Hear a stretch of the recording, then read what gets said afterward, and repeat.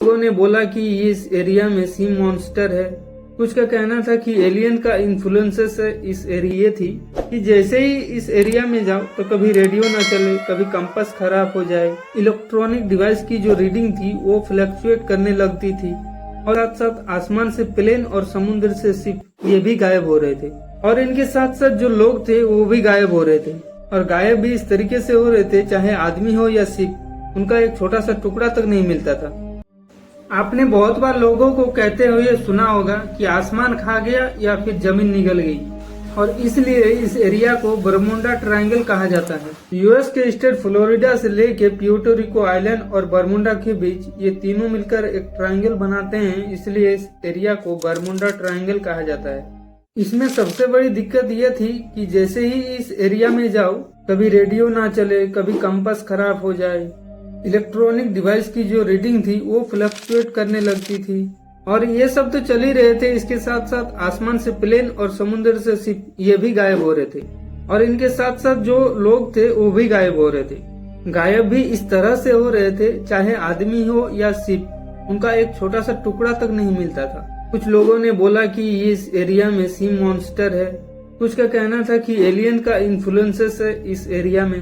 पहली बार लोगों ने इसको बरमुडा ट्रायंगल तब बोलना चालू किया जब वेंसेंट गेडी ने एक आर्टिकल पब्लिश किया आर्गोसी मैगजीन में। उसमें उन्होंने लिखा कि फ्लोरिडा के पास एक एरिया है जो 3 पॉइंट से मिलकर बना है, जहां पे एक अजीब सी एक्टिविटीज हो रही है। जब ये आर्टिकल उन्होंने लिखा तो उसका जो नाम था द डेडली बरमुडा ट्रायंगल।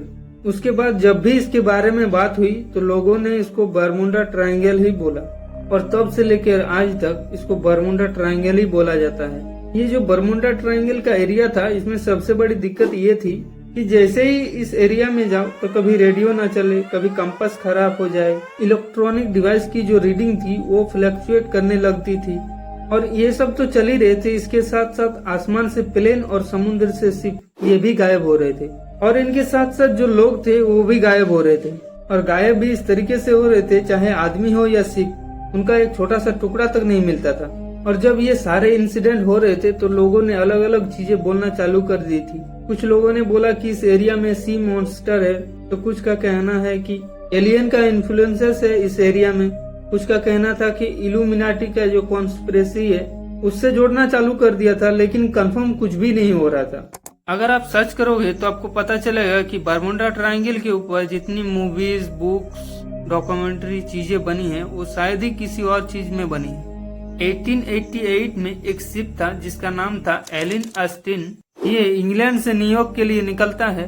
2 से 3 वीक ट्रैवल करने के बाद इस शिप का जो कैप्टन था जिसका नाम ग्रिफिन था, वो एक अनप्लान्ड शॉर्टकट लेता है ताकि जल्दी पहुंच जाए और ये जो शॉर्टकट था वो बरमुडा ट्रायंगल के पास से होकर गुजरता है। लेकिन जैसे ही बरमुडा ट्रायंगल का एरिया आता है, कैप्टन ग्रिफिन को थोड़ी ही दूर पर एक छोटी सी बोट दिखती है जो बिना किसी पैटर्न के अजीबोगरीब इधर से उधर मूव कर रही थी। कैप्टन ने कई बार कोशिश की कम्युनिकेट करने की, लेकिन आगे से कोई रिस्पॉन्स नहीं आया।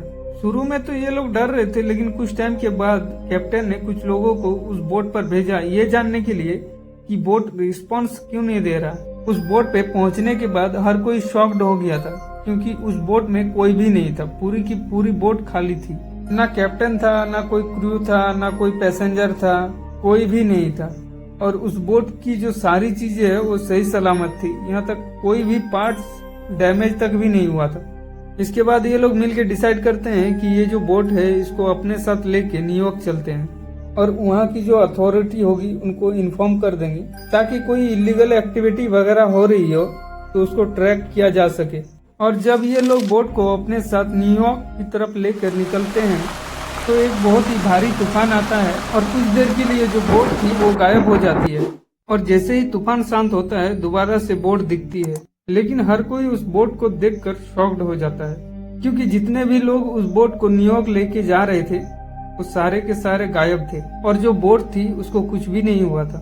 इसके बाद वे लोग बोट को वहीं पे छोड़ देते हैं और न्यूयॉर्क के लिए निकल जाते हैं और नेक्स्ट डे ये कहानी हर तरफ फैल जाती है। एक और बोट थी जिसका नाम था मैरी सेलेस।